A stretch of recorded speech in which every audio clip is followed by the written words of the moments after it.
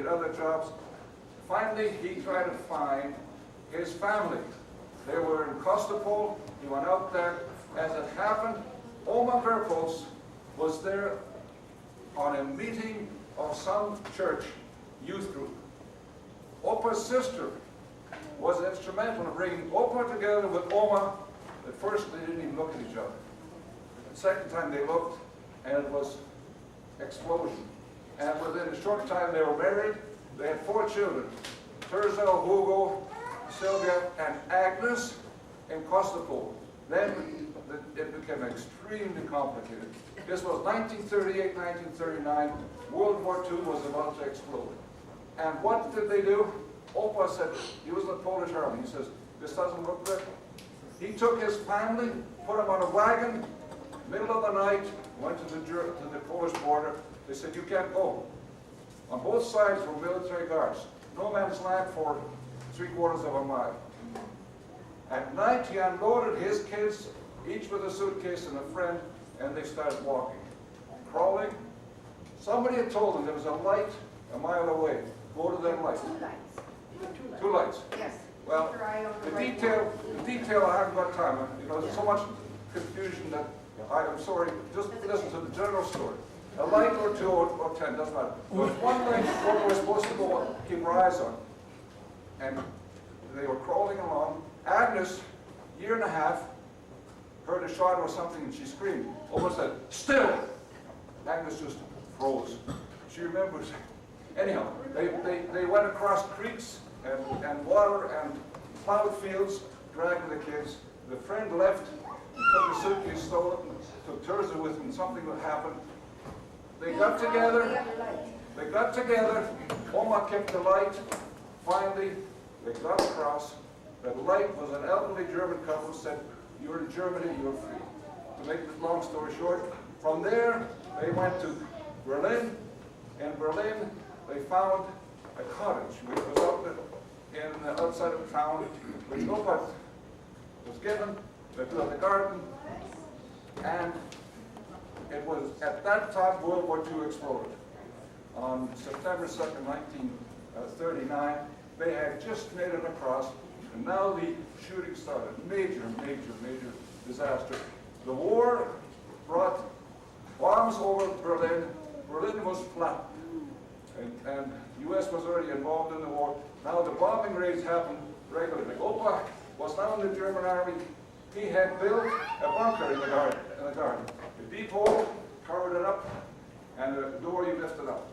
A bunker? A bunker in the dirt, flat, so when the explosions happened, you were underneath. The siren sounded. Opa was in the army. Opa said, kids, let's go. In the bunker, and the bombing is unrelentless. The explosions, the earth struck. All of a sudden, one bomb hit nearby, and they were just petrified. Oma, then it slowed down. The bombers went. Oma went out, and there was a woman screaming, where's my house? Where's my house? She went to her, and she said, I can't find my house. They looked, the house was gone. All it was one big hole. Now, what to do? Oma was gone, the war was on, and the Allies were coming, the Russians were coming. They talked about it, prayed about it. Oma says, Hugo said, let's get out of here. Berlin. So they took a train, last moment train, out of Berlin to Kassel, where they had some friends. In Kassel, they stayed for a while and were welcomed. While they were in Berlin, a sad episode happened. A happy episode and a sad one. Opa accepted Christ because he had not been a Christian. And he never faltered, ever faltered. Opa became the rock of the family. And Ellie was born, his sister, 1941. 40. And she was a beautiful blonde little girl. She became ill, no doctors. Oma bathed her, cooled her. Sylvia was 5, Agnes was a little younger, and she babysat them. The scar, she got sick, no doctors, she died. And it broke the heart of the entire family. And today I'll tell you, my wife thinks about it, and the scar's still there, she cries. And so do the rest of you. It was unbelievable. So that's an episode that has been remembered we have on this table behind me, a memory table. Our middle daughter, Tammy, had her youngest daughter, our granddaughter, came to end of her life in a car crash, which is so sad, and yet we accept it. And the memory is there. Teresa was also, we were planning to have this for Teresa and Hugo. Hugo's got a heart problem, and Teresa passed away in February of this year. So the Shermans are grieving. And the memory table, you can talk to anybody. When Teresa passed away, the songs of her Christian youth were coming from her lips, although her mind was no longer there. She was singing praises to our Lord Jesus. So that's a testimony, all right? I'm trying to get through this quickly. Okay, now they are in Kassel, then they moved briefly to Warthegau while they were in Berlin. Warthegau was part of Poland. And why, I'll never know. Because the Germans moved in, they were only there for a year. And then the Russians beat them and they came back. But the family moved to Warthegau, and that's where Ingrid was born. 43 were there, folks. So they came back to Berlin, to Kassel, and another place, doesn't matter. Now, where are we going to go? Germany was flat. The future was dim. No hope. Opa always got a job. Opa was sewing for the Jewish families, making some money. It was very dim. They remembered that one of Opa's brothers had emigrated to the USA, Milwaukee. They wrote, we have 5 kids, 4 kids, 5 kids and 2 of us. Can you take us over?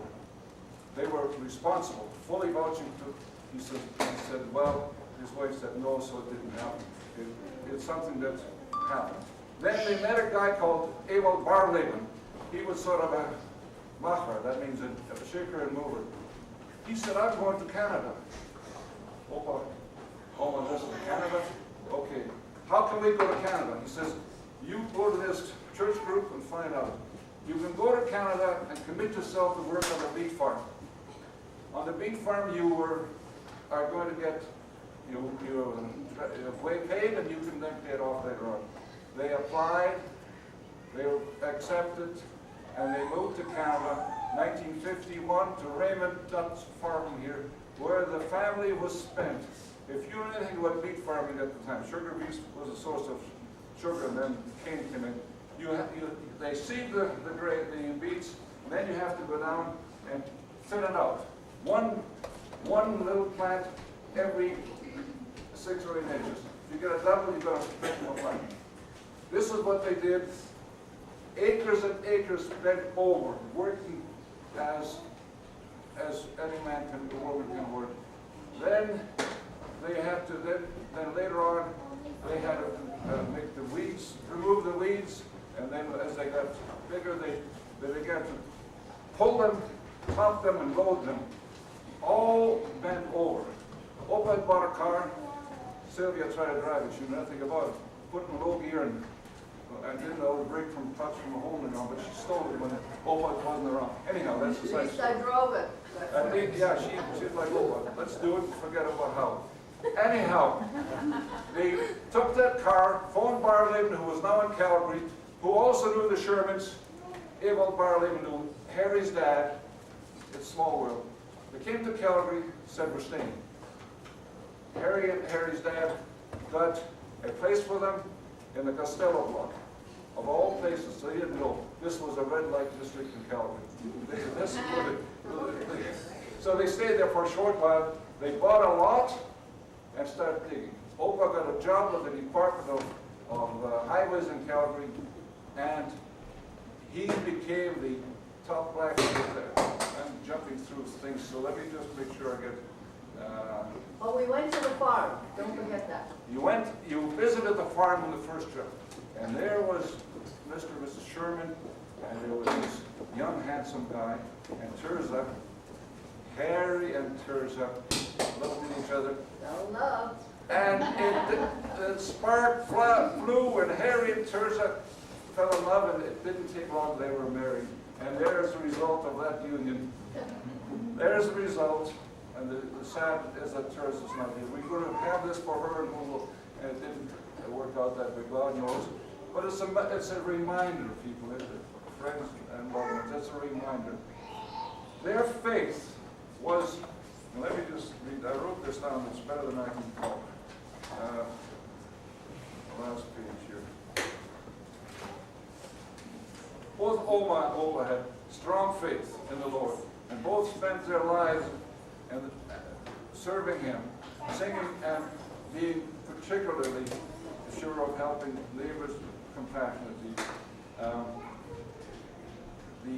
The faith that Tirzah showed at her death should impress upon us that is how life can be enhanced. Life on earth, if we know Christ, will certainly be easier in certain ways, but also hard in other ways, because it's not easy to be a Christian. And the final thing is this: to see this legacy, which you have on these family trees. The Gerbholz left to their offspring, of which there are some 120 and more on the way. May each one of us look seriously at our own faith and our own walk in relation to our Maker. Because if we ever want to meet again, this is temporary. It will be in heaven. It won't be here necessarily. We may have another reunion. I don't know. But the eternity of life can only be continued through faith in Christ. And that's my message. That's what I was sort of feeling as I did this. It's something that you can accept or reject. I know it's not easy. I know you don't find it easy, but try. Okay, give it a try. Take your children and let them know God. We can't be perfect, but we can have faith